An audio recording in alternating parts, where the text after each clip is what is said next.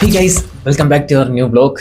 അപ്പോൾ ഒരുപാട് നാളായി എന്ന് തോന്നുന്ന വീഡിയോ കേട്ടിട്ട്, അതായത് ലോങ് വ്ലോഗ്.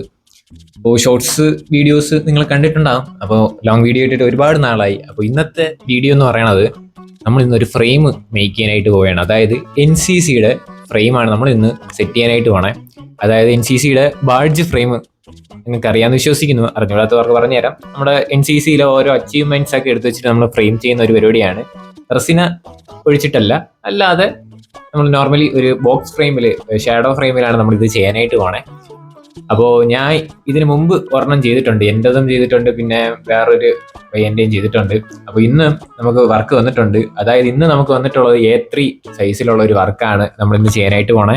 ഇതെൻ്റെ കുഞ്ഞമ്മയുടെ മോൻ്റെ അച്ചീവ്മെന്റ്സ് ആണ് ഇപ്പം എൻ്റെ ഇവിടെ ഇരിപ്പുള്ളത്. അതായത് എൻ്റെ ബാച്ചിൽ ഇറങ്ങിയ പയ്യനാണ് കേട്ടോ, പേര് അരുണാണ്. അവൻ്റെ ഓരോ അച്ചീവ്മെന്റ്സ് നമുക്കിവിടെ കാണാൻ പറ്റും. അപ്പോൾ അതെന്തായാലും ഞാൻ അത് കാണിച്ചുതരാം.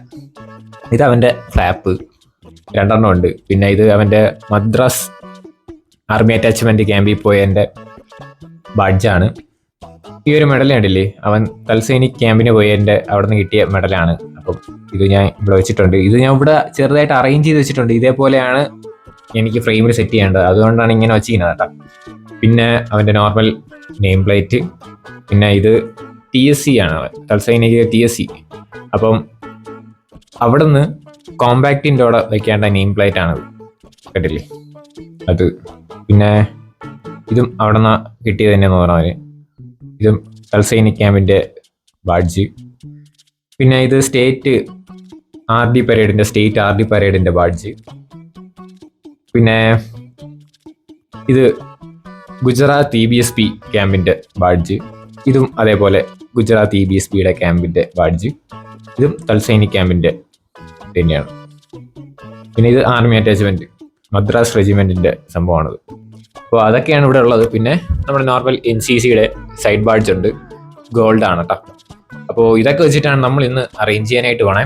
അതായത് ഇവിടെ ഞാൻ ഫ്രെയിം എടുത്തു വെച്ചിട്ടുണ്ട്.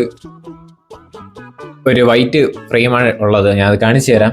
അപ്പോൾ നമുക്ക് 3 മോഡൽ ഞാൻ അവന് അയച്ചു കൊടുത്തു, ഏത് തുണിയിൽ ചെയ്യണമെന്നുള്ളത്. അപ്പം അവൻ ബ്ലാക്കിലാണ് ചെയ്യാൻ പറഞ്ഞിരിക്കണേ.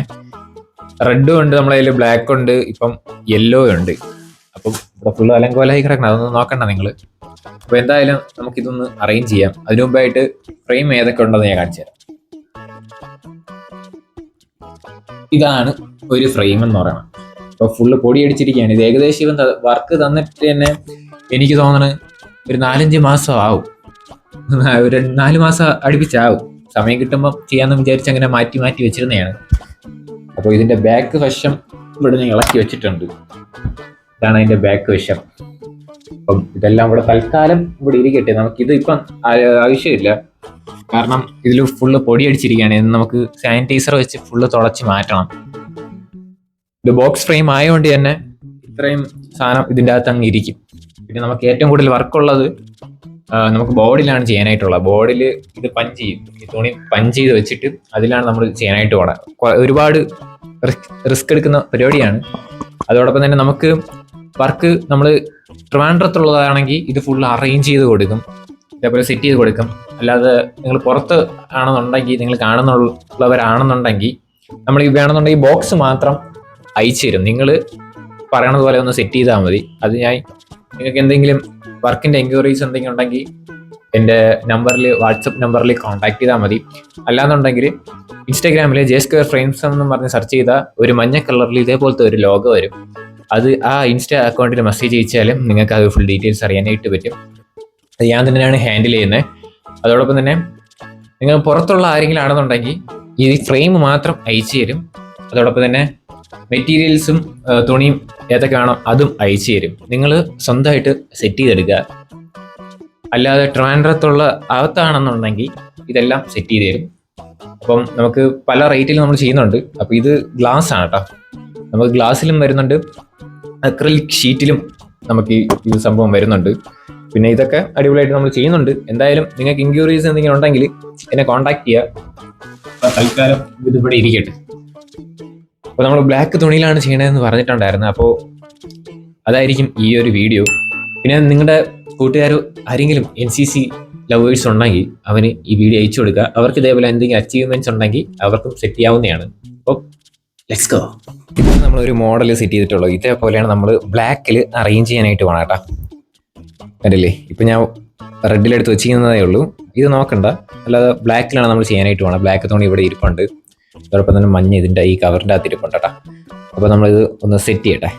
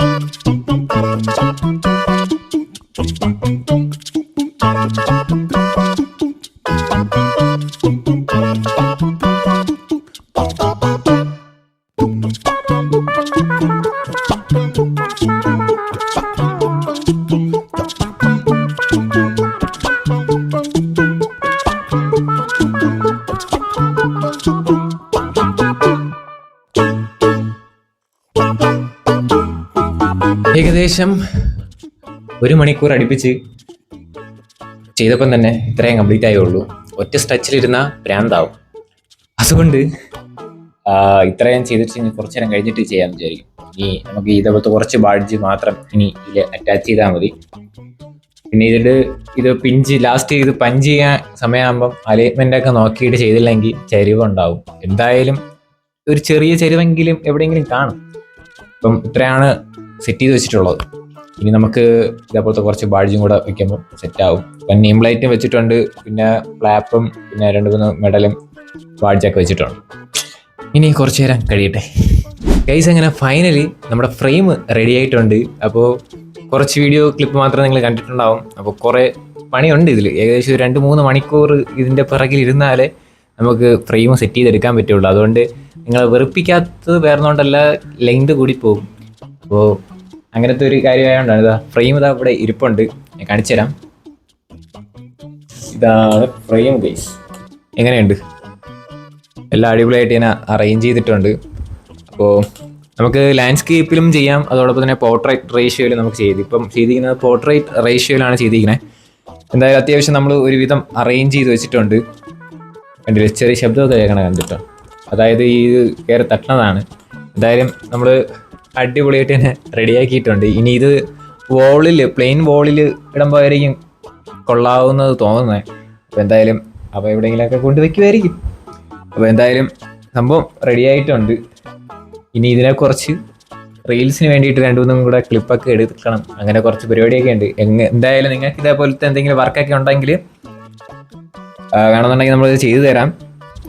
ഫുൾ റേറ്റും അതിൻ്റെ ഡീറ്റെയിൽസൊക്കെ അറിയാനായിട്ട് താല്പര്യം ഉണ്ടെങ്കിൽ എൻ്റെ ഇൻസ്റ്റാഗ്രാമിൽ മെസ്സേജ് ചെയ്താൽ മതി. J² ഫ്രെയിംസ് എന്നാണ് നമ്മുടെ ഈ ഫ്രെയിംസ് അക്കൗണ്ടിൻ്റെ പേരെന്ന് പറയണേ. അപ്പോൾ ഒന്ന് ചെക്ക് ചെയ്ത് നോക്കുക. അല്ലെങ്കിൽ ഞാൻ എൻ്റെ ഡിസ്ക്രിപ്ഷനിൽ എൻ്റെ നമ്പർ കൊടുത്തേക്കാം, അതിലൊന്ന് വാട്സപ്പിൽ മെസ്സേജ് ചെയ്താൽ മതിയാവും.